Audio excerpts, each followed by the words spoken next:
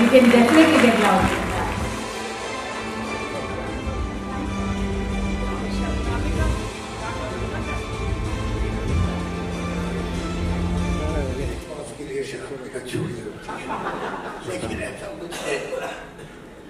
I was not an alcoholic. Alcoholic तो वो होता है कि जिसके ब्लड स्ट्रीम में अगर परसेंटेज ऑफ अल्कोहल नहीं है तो वो फंक्शन ही नहीं कर सकता। तो वो तो नौबत नहीं थी, लेकिन I was very very heavy drinker. Ultimately whisky से मुझे एलर्जी हो गई थी और वैसे whisky is not made for India. हमारे वेदर कंडीशन के लिए विस्की सही नहीं है, स्टेटस सिंबल है कि हम पीते हैं स्कॉच वगैरह, but it doesn't suit India at all. हमारे यहाँ की बेस्ट ड्रिंक जो है वो है रम। तो the last 11 years I was on rum और मैं 8 bottle without exaggeration 1 bottle of rum I used to consume every night. 1 bottle which had almost 30 to 40 pence. मैं अर्ली 40s में था जब मैंने सोचा कि देखो भाई, मेरा ये नहीं कि मेरी mother my mother died when I was very young, I was 8 years old, उस गम में पी रहा था, ऐसा बिल्कुल नहीं है। कोई भी ऐसा दुनिया का दुख नहीं था जो मैं शराब पिला रहा था। I used to thoroughly enjoy it। तो मैंने सोचा कि अगर मैं जैसे पीता रहा हूँ, कॉमन सेंस ये कहता है कि इन अर्ली 50s, 51, 52, 53 तक मुझे मर जाना चाहिए। तो अब ये शराब पीनी है कि लंबा जीना है? सिंपल क्वेश्चन है एंड इट इज लॉजिकल। अगर ये शराब पियोगे तो एंजॉय करोगे for 1 more decade, but then you will die. नहीं पियोगे तो लंबा जी सकते हैं। अच्छा, मुझे मरने से कोई दिलचस्पी नहीं। I genuinely don't want to die ever, अगर हो सके। और उसकी वजह क्या है कि actually it's life in this world in a book. हम लोग उसका प्रेफेस का पहला पैराग्राफ पढ़ रहे हैं। We have not read the book. अभी तो कुछ हुआ ही नहीं। ये जितने इन्वेंशन आप देखते हैं ये सब last 200 years। Electricity, radio, air conditioner, car, aeroplane, automobile, whatever, telephone, सब कुछ जो है वो पिछले 200 साल के अंदर। जो इंसान जो है, जैसे कभी कोई शक करते हैं कि शायद 1 लाख साल से भी है, इसलिए हर बार जब एक्सकवेशन किसी नई जगह का होता है तो हम डेट पीछे करते हैं। तो मालूम नहीं कब से है, हजारों साल और मे भी लाखों। लेकिन ये जो जंप हुई है पिछले 200 years की है, कहानी तो अब शुरू हुई। अब बताइए, अगर मुझे एक ट्रक ने मार दिया होता अर्ली 80s में, तो मैंने तो OTT नहीं देखा होता, मैंने मोबाइल फोन नहीं देखा होता, ऑनेस्टली। तो अभी क्या क्या होने वाला है? देयर आर 2-3 फील्ड जहां अभी बहुत कम पता है हम लोगों को।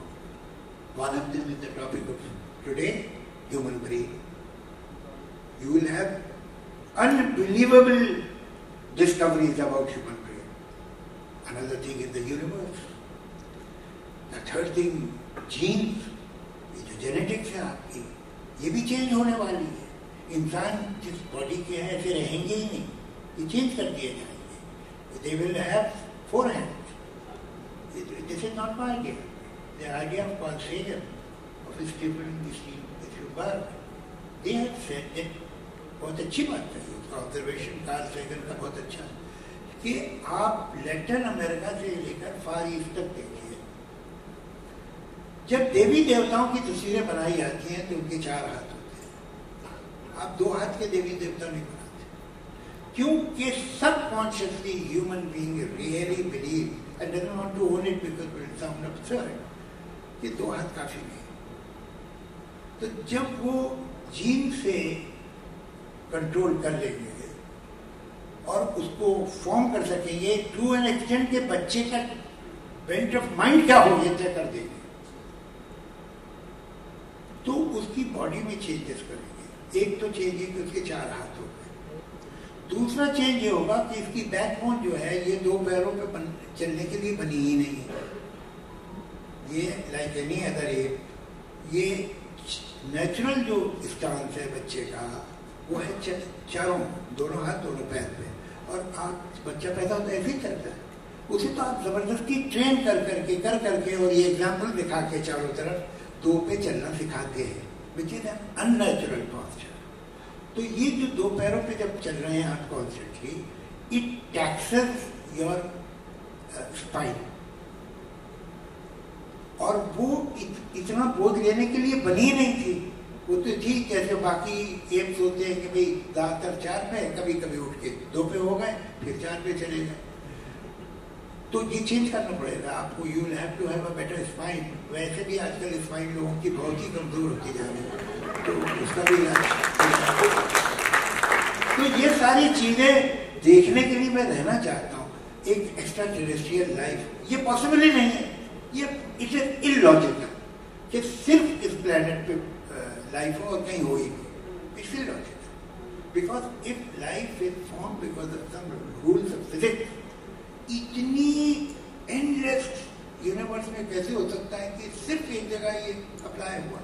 ऐसा नहीं होगा ही. उससे हम जब टच में आए तो रिलीजन्स तो कहाँ उठेंगे, इतनी होगा वेटिंग फॉर दैट. तो ये सारी बातें हैं, इसलिए मुझे अपने मरने का बहुत मन है. I hope you will share my sorrow. आपने एक बार आपने काफी पावरफुल लाइंस कही हैं, लेकिन एक बार मैंने आपकी लाइन सुनी थी कि अगर आपने सच्चे दिल से किसी से मोहब्बत नहीं करी और अगर आपने दुश्मन के बेटे को प्यार की नजर से नहीं देखा तो आपने जीवन क्या जिया. वो आप थोड़ा उसके बारे में बात कीजिए, मैं समझना चाहता हूँ उसको और डीप. देखिए, हम कितने रैशनल और लॉजिकल हो जाए. Because I am a rationalist, I am an atheist, I believe in reason. एक उसमें चोर दरवाजा है हमारी रैशनलिटी में. वो दरवाजा नहीं बंद हो सकता, और वो बंद हो गया तो हम खत्म हो जाएंगे. वो है love. Love is not rational. Love cannot be rational. I cannot rationalize why I love my daughter the way I do. Cannot. She has given me a lot of the reasons not to love her, but I love her. ये क्या है? और she also loves me. Why? I have not been a perfect father. I have not invented father. Why does she love me so much? ये एक rational जो हमारा जो nature ने जो हमारी बॉडी डेवलप की, हमारा टेम्परामेंट डेवलप किया, हमारा माइंड डेवलप किया, उसने ये गैप छोड़ा है रैशनलिटी ने.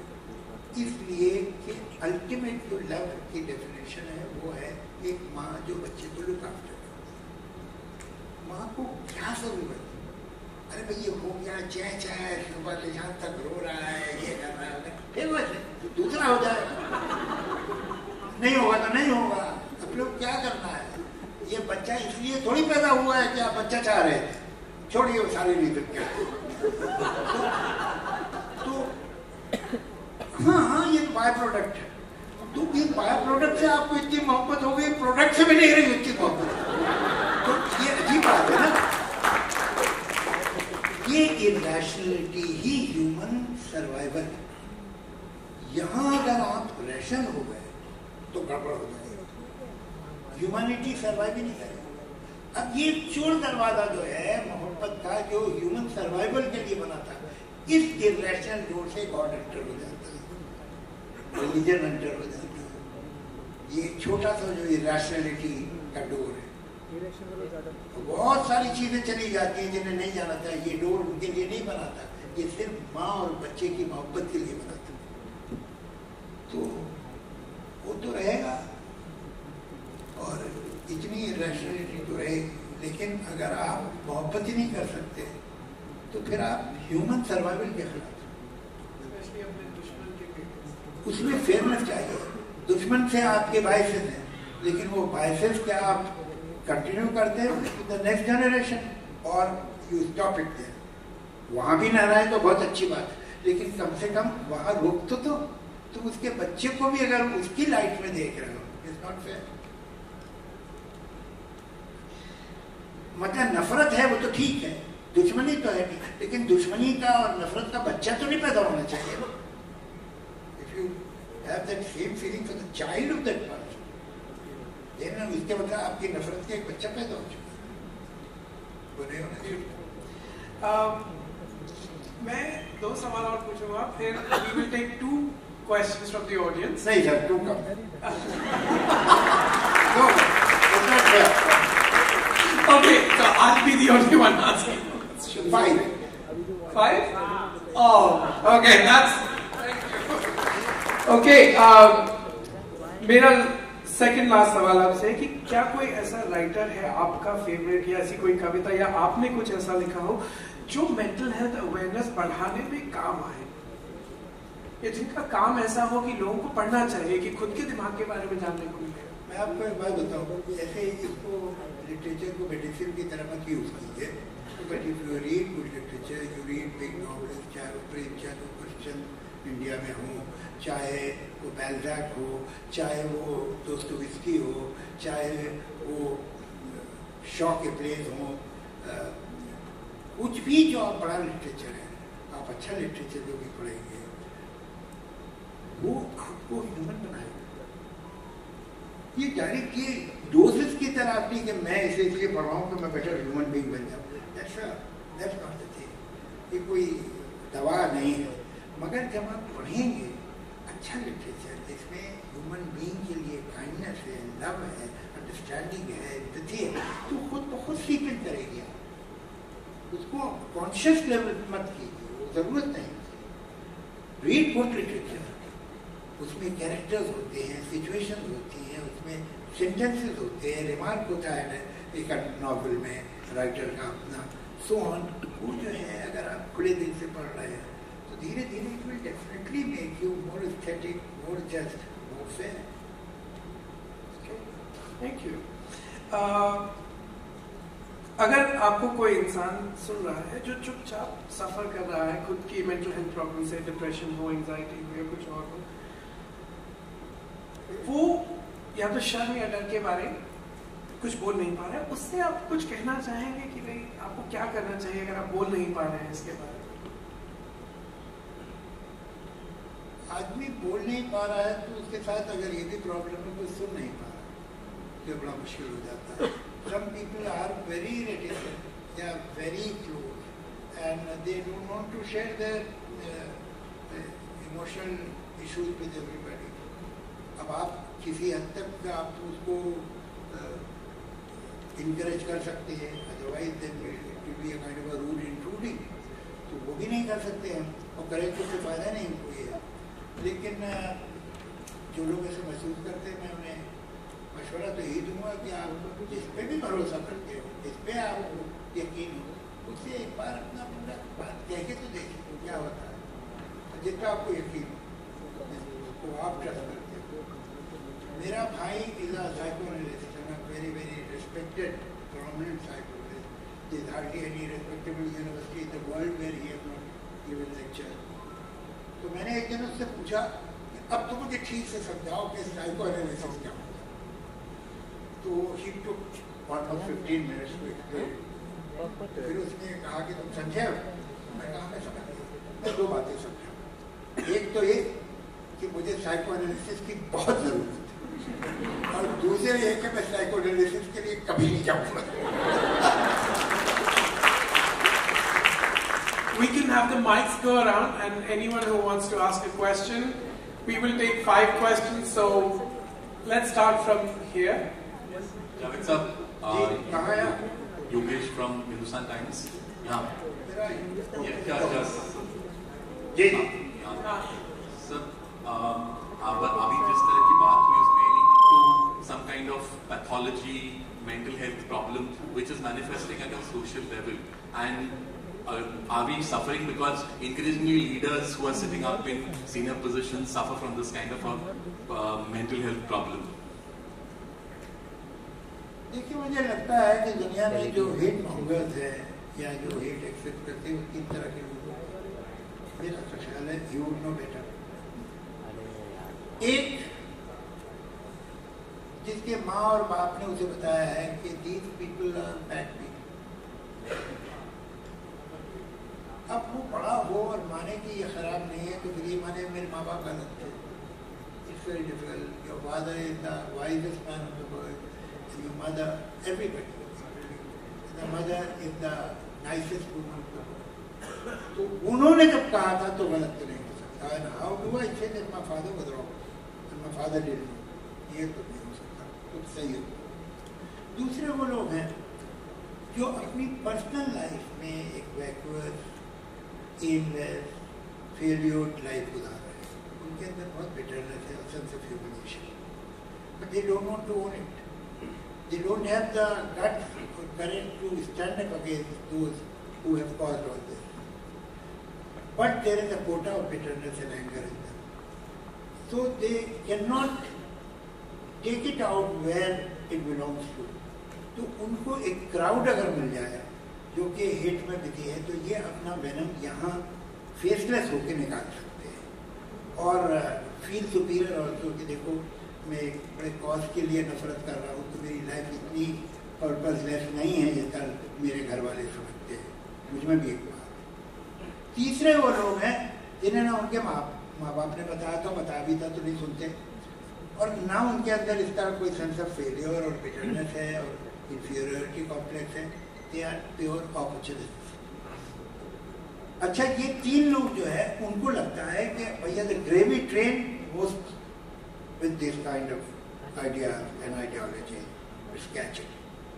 ये 3 है, लेकिन ये तीनों watertight कंपार्टमेंट में नहीं है। ऐसा हो सकता है कि थोड़ा सा ये हो, 20% ये है, 35% वो है, 40 ऐसा हो सकता है। थोड़ा ओवरलैप करते हैं एक दूसरे में, लेकिन इसके अलावा कोई रीजन नहीं है। It is you see communalism और racism is not only indecent और immoral idea. It is stupid. It is stupid. Because to say, मैं अगर ये बोलूँ कि रतलाम में जो लोग रहते हैं ना वो बड़े कंजूस होते हैं, It's a stupid statement. Ratlam में हर तरह के लोग रहते हैं। In every city you will find all kind of people. Same way in any community you will find all kind of people. अब आप hating in wholesale is a stupid idea. It's a stupid idea. Not wicked. Wicked तो है ही, बेवकूफी का। कोई भी आदमी जिसमें कॉमन सेंस है वो होलसेल हेट्रेड कर ही नहीं सकता। People are people in every community, in every group, in every city, in every country. They are all kind of people. आप उसको मोनोलिथ करें, कंट्रीज को, कम्युनिटीज को, सेक्शन को, स्टेट्स को, that's a very unhealthy idea. Wrong.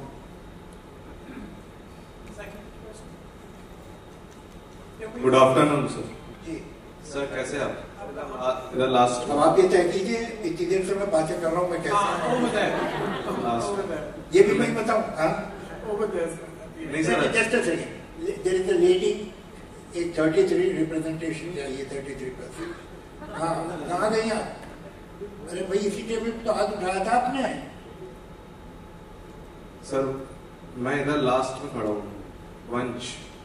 जी जी, कहाँ है one साहब, बोलिए। जी सर, मेरा आपसे ये सवाल है, अक्सर जब एक धार्मिक और एक रैशनल व्यक्ति के बीच में आर्ग्यूमेंट होता है, तो जब रैशनल आदमी उनके सारे चीजों को खारिज कर देता है, तो उनके पास एक लास्ट आर्ग्यूमेंट रहता है, वो रहता है कि अगर हमें इससे मेंटल पीस मिल रही है तो तुम्हें क्या फर्क पड़ रहा है? मुझे फर्क नहीं पड़ रहा, आपको मेंटल पीस अगर मिल रहा है, आप अपना मेंटल पीस मगर पब्लिक इशू ना बनाइए। दूसरे ये कि मुझे अगर मेंटल पीस मिले कि Elon Musk is my brother, तो आपको कोई प्रॉब्लम तो नहीं है? नहीं सर, मुझे तो नहीं है। बस ठीक है, बहुत अच्छी बात। मेंटल पीस अगर आपको एक ऐसी बात से मिल रहा है जो सच नहीं है, तो आज नहीं तो कल आपको प्रॉब्लम होगा। मैं बिलीव करने लगूँ, मेरा भाई है, अगले साल 4-5 बिलियन डॉलर तो भेज ही देगा मुझे, I will be happy man. मगर आप मुझे पागल कहेंगे, मुंह पे ना कहें, कम से कम दिल में तो सोचें। आपको अगर इस बात पे कोई आपत्ति नहीं है कि एक आदमी जो है वो कह रहा है कि मैं इसका भाई हूँ या वो मेरा बाप है।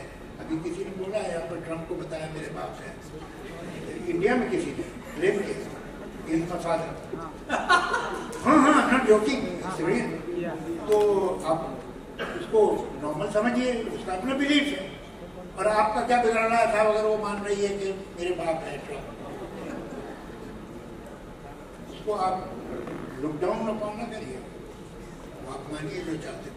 नहीं सर, मैं इसमें रैशनल में आता हूँ, तो रैशनल में आ चुके हैं। जी सर, आपने सर क्या शुक्रिया सर। Pink please. सर मैं कह रहा हूँ, आप पूछे तो फिर आप गायब हो जाती, खड़ी हो गई, पूछिए। आप इन्हें माइक दीजिए। हाँ,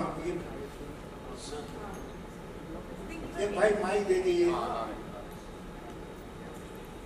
Hello everyone, my name is Anisa Padaria and I'm a psychologist. So this is straight from the heart to you, sir. आपने बोला कि regrets. क्या कहना चाहेंगे? ये फर्स्ट फेस्टिवल लॉन्च हुआ, पिक्चर भी आ रहा है। मैं कैसे कहना चाहूँगा, तो आप कहेंगे मेरी पोइट्री में इमोशन है। बहुत बहुत शुक्रिया। बाकी है कि जो काम हो रहा है बड़ा अच्छा है, ज़रूरी है इन चीज़ों के बारे में सोचने की आवश्यकता है। बहुत इम्पोर्टेंट काम है। जो मेंटल हेल्थ है हमारी सोसाइटी में, लोग कैसे सोचते हैं, कैसे रहते हैं, क्या उनकी भावनाएं हैं, क्या विचार है, कहीं उनका जो मशीन है जिसे कहते हैं ब्रेन, वो सही चल रही है कि नहीं, ज़रूरी है उसके बारे में सोचा जाए। और कुछ सर, आपने अंदर कहा कि अब बहुत रिग्रेट्स हैं, आप सोचते रहते हैं उनके बारे में, कोई एक पर्टिकुलर रिग्रेट्स के बारे में बता सकते हो? मुझे ऐसा लगता है कि मैंने बहुत टाइम वेस्ट किया बेकार की चीज़ों में। इतना टाइम अगर मैं निकालूं, 6 महीने यहाँ 2 महीने यहाँ, तो कुल मिला के मेरी ज़िंदगी में कम से कम 10 साल हो जाएंगे ग्रैंड टोटल में, जो मैंने वेस्ट कर दिए।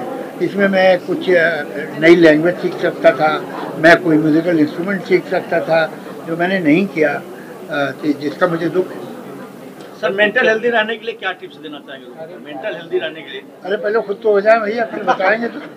जावेद साहब, जिस तरह ये आज प्रोग्राम रखा गया था, उस संदर्भ में आप जनता को क्या मैसेज देना चाहेंगे? नहीं, मैं जनता को मैसेज देना बड़े लोगों का काम है, मैं तो इतना बड़ा आदमी नहीं हूँ। मैं तो सिर्फ यही कहूँगा कि इस बारे में सोचना बहुत ज़रूरी है और इसका ख्याल रखना बहुत ज़रूरी है। जैसे बॉडी की हेल्थ है वैसे माइंड की हेल्थ है। अब हम जिम्नेजियम तो बहुत है हमारे पास, जिमिंग करते हैं, जिमिंग, तो ये जिमिंग तो है, लेकिन ब्रेनिंग के लिए भी तो कुछ करना चाहिए ना, वो भी जरूरी है। आपने अपने माध्यम से आज तक बहुत पिक्चर है, गाने और बहुत पोइट्री लिखे जो बहुत ही अच्छे हैं। तो ऐसी कौन सी बात है जो आप अभी भी चाहते हैं कि मेरी बात लोगों तक पहुँचे? वो ऐसी कौन सी बात है जो एक बात नहीं है, लेकिन मुझे ऐसा लगता है कि मैं जितना लिखा है उससे ज़्यादा लिख सकता था और लिख सकता हूँ। जो कुछ किया है उससे ज़्यादा कर सकता हूँ। ज़्यादा गाने, ज़्यादा पोएम, ज़्यादा फिल्म, ये मैं कर सकता हूँ। मेरे माइंड में है तरह तरह की थॉट्स जो पेपर पे नहीं आई हैं। ख़राब बात है, वो करना चाहिए मुझे, ऐसा लगता है। सर, कहीं ना कहीं इंडस्ट्री में ना उर्दू खत्म होती जा रही है। नहीं, ऐसा कुछ नहीं है, ऐसा कुछ नहीं है। Can we cut? Are we done? Thank you so much. Sir, ये मैडम का एक सवाल है। सर, आपका फिट रहने का राज क्या है? फिट रहने का राज? पहले तो बहुत बहुत शुक्रिया, आप मुझे फिट कह रही हैं। मुझे तो तकलीफ ये है कि मैं फिट नहीं हूँ। ये विदाउट कभी लगता है विदाउट जो आजकल के यंग जनरेशन करते हैं, आप वो ना करके भी आप इतना फिट है तो बहुत बड़ी बात है। Thank you very much. Youth को एक मैसेज क्या देना चाहेंगे? Thank you. यूथ को एक मैसेज देना चाहेंगे? अरे यूथ की मैसेज सुनो, उन्हें मैसेज मत दो, वो क्या कह रहे हैं वो सुनो। चलिए जान सकते जावेद अख्तर साहब आए, क्या कहना चाहेंगे इस इवेंट को? ये इवेंट मेरे लिए बहुत बहुत इम्पोर्टेंट है, क्योंकि भारत में मेंटल हेल्थ के बारे में बात करना बहुत इम्पोर्टेंट बन गया है। हम बात करते हैं लेकिन हम उतनी बात नहीं करते जितनी बात करनी चाहिए। अब आप ये देखिए कि 140 करोड़ की जनसंख्या है हमारी और लेस देन 15,000 साइकोलॉजिस्ट हैं। तो ये जो नंबर है ये बहुत कम है। इस नंबर को बढ़ाने की ज़रूरत है। लोगों में मानसिक रूप से जो तकलीफ़ें हैं उनके बारे में बात करने की ज़रूरत है। लेकिन हम केवल इसे ऐसा ना समझें कि हम लोग 1-on-1 जब बात करते हैं उसी से सब कुछ सही हो जाएगा। भारत में बहुत ज़्यादा इशू है इमोशनल रेगुलेशन का। छोटी छोटी बात पर गुस्सा आना, वायलेंस का नॉर्मलाइजेशन होना, माँ बाप का बच्चों को मारना और उस मारने के बाद उसको कहना ये नॉर्मल है। हमने भी तो मार खाई थी, सास भी तो कभी बहू थी। सो द आइडिया यहाँ पर ये है कि हमारे साथ जो हुआ है हमने उसे इतना नॉर्मलाइज कर दिया कि हमें उसमें कोई प्रॉब्लम दिखती नहीं है। लेकिन उससे एक ऐसा समाज बन जाता है जहाँ पर ऐसी चीज, जैसे आपने सुना होगा, एक न्यूज़ में बात आई थी कि किसी एक लेडी ने किसी टोल इंस्पेक्टर को 35 रुपए के पीछे मार दिया। हम ऐसी चीज़ें बहुत सुनते रहते हैं और ये केवल यहाँ के लिए नहीं है, बहुत जगह भी हो सकती है। लेकिन बात ये समझनी है कि जब तक एक इंसान इमोशनली रेगुलेटेड नहीं है, हम ऐसे समाज का सृजन नहीं कर सकते जहाँ पर वायलेंस नॉर्मलाइज ना हो। सर, अनंत रंग ने जो इवेंट ऑर्गेनाइज किया है, अनंत रंग कंपनी के बारे में बताना चाहेंगे? कंपनी क्या क्या करती है? क्या? अनंत रंग एक इवेंट है जो वेल्सपन फाउंडेशन ऑर्गेनाइज करती है। अनंत रंग एक भारत का सबसे पहला मेंटल हेल्थ फेस्टिवल है। भारत में बहुत सारी मेंटल हेल्थ कॉन्फ्रेंसेस हुई हैं, वर्कशॉप्स हुई हैं, लेकिन ऐसा फेस्टिवल जहाँ की साइकोलॉजी, मनोविज्ञान की साइंस के पीछे का विज्ञान लोगों तक समझाया जाए, लेकिन ऐसे शब्दों में जो कल्चरली समझ में आते हैं। सर, मेंटल बहुत सारे मिथ्स रहते हैं माइंड में, उसके बारे में देखिए, हमारे यहाँ पे सबसे बड़ा मिथ ये रहता है कि मेरे लिए कोई सेवियर आएगा बाहर से, वो मुझे बताएगा, उसके बाद सब कुछ सही हो जाएगा। नहीं, ये हमेशा एक ड्यूअल रिलेशनशिप होता है कि जहाँ पर मैं क्या सोचता हूँ, समाज क्या अपनाता है और उसके बारे में फिर एक डायलॉग चालू होता है। ये कभी नहीं हो सकता कि बस मैं जो सोचता हूँ वो सही है या जो समाज सोचता है वो ही सही है।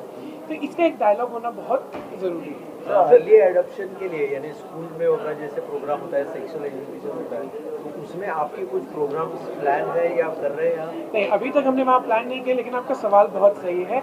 इमोशनल रेगुलेशन एक ऐसा सब्जेक्ट है, इमोशनल एजुकेशन एक ऐसा सब्जेक्ट है जो बहुत बार हमें स्कूल में पढ़ाया जाना चाहिए। हमें स्कूल में बहुत सारी ऐसी चीज़ें पढ़ाई जाती हैं जो हम रोज़मर्रा में यूज़ नहीं करते, लेकिन एक ऐसा इंसान कौन है जिसके साथ आप 24 घंटे रहते हैं, पूरे जीवन रहेंगे आप खुद, लेकिन हमें अपने बारे में उतनी चीज़ें नहीं सिखाई जाती।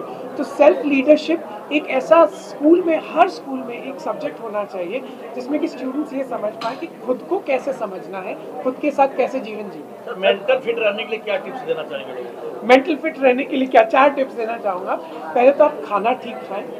जैसा अभी हमारा एक सेशन चल रहा है अंदर, वो आपको बताएंगे कि अगर आपके खाने में प्रोटीन बिल्कुल नहीं है और आपके खाने में केवल कार्ब्स हैं, चावल, पूड़ी, मेरे को भी अच्छा लगता है खराब नहीं है, लेकिन अगर आपका खाने में प्रोटीन नहीं है, आपका खाना बैलेंस नहीं है, तो आपका गट बैलेंस नहीं होगा, और आपका गट बैलेंस नहीं है तो आपका दिमाग बैलेंस नहीं होगा। दूसरा, एक्सरसाइज किसी भी तरह की, ज़रूरी नहीं है आपको जिम जाना, आप योगा कर सकते हैं, आप स्विमिंग कर सकते हैं, आप भाग सकते हैं, आप खाना खाने के बाद चल सकते हैं। तीसरा, सबसे इम्पोर्टेंट अच्छे रिलेशनशिप्स होना। आपके पास 3 या 4 ऐसे दोस्त होने चाहिए जिनको आपको पता रहे कि मैं रात को 3 बजे भी कॉल कर सकता हूँ। आपको ऐसा ना लगे कि आप इस पूरे दिन में अकेले हैं, और अगर आपको ऐसा लगता है तो प्लीज़ जितना आप अपने करियर में इन्वेस्ट करते हैं उतना ही आप इन्वेस्ट करें दोस्तों में। और चौथा, जो मैं सबसे इम्पोर्टेंट आपको बात बताऊंगा, वो ये है कि कुछ ऐसा जीवन में करें जो आपको अच्छा लगता है। ज़रूरी नहीं वो आपकी जॉब हो, बहुत कम लोग ऐसे हैं जिनको अपनी जॉब पसंद हो, लेकिन आप अगर पैसा कमा रहे हैं तो कुछ ऐसा कीजिए जिससे आपको नुकसान ना हो, दूसरों को नुकसान हो, लेकिन आपको वो पसंद आए। सर, मेंटल स्ट्रेस जैसे लॉन्ग टर्म के लिए रहता है, तो इसके आगे प्रोग्राम क्या है? ये फेस्टिवल है, इसके आगे क्या प्लान है? यहाँ से अवेयरनेस हम ये जनरेट करना चाहते हैं कि अगर आपके पास लॉन्ग टर्म मेंटल स्ट्रेस है तो आपको किसी से बात करने की ज़रूरत है, आपको कहीं जाने की ज़रूरत है। और यहाँ से सबसे बड़ा जो हम काम करना चाह रहे हैं वो ये है कि ये स्टिग्मा हट जाए कि किसी के पास जाके बात करने का मतलब ये नहीं कि तुम पागल हो। इसका बात करने का मतलब ये है कि आप ह्यूमन हैं, आप इंसान। सर आज के यूथ को क्या मैसेज देना चाहेंगे? इसमें काफ़ी स्ट्रेस है, काफ़ी वर्कलोड है, वर्क फ्रॉम होम भी है। खुद को दूसरों से कंपेयर करना बंद कर दो। आपकी जर्नी आपकी है, दूसरों की जर्नी दूसरों की है। हाँ जी, एक लास्ट क्वेश्चन कि सर इसमें तो मेंटल में ज़्यादातर वुमेन से मतलब लेडीज लोग को ही ज़्यादा मेंटल वो हैरेसमेंट होती है, तो उनके लिए क्या कहना चाहिए? देखिए इसको हम जेंडर के हिसाब से ना डिवाइड करें तो अच्छा है, लेकिन अगर ऐसा लग रहा है कि औरतों के ऊपर ज़्यादा मेंटल हरासमेंट हो रहा है, कि हरासमेंट एक अलग बात है, हरासमेंट के लिए तो आप सबको कंप्लेन करनी चाहिए। आप ये देखिए कि अगर एक माँ, एक बेटी, एक बहन अगर ज़्यादा इमोशनली रेगुलेटेड है तो उसका बच्चा उतना ही इमोशनली रेगुलेटेड होगा। बहुत बार ऐसा होता है कि हम पेरेंट्स खुद की एंग्जाइटीज बच्चों पे डाल देते हैं, खुद के डर बच्चों पे डाल देते हैं। तो जब एक आप पेरेंट तभी बने जब आपको लगता है कि आप खुद को इमोशनली रेगुलेट कर सकते हैं। Thank you very much.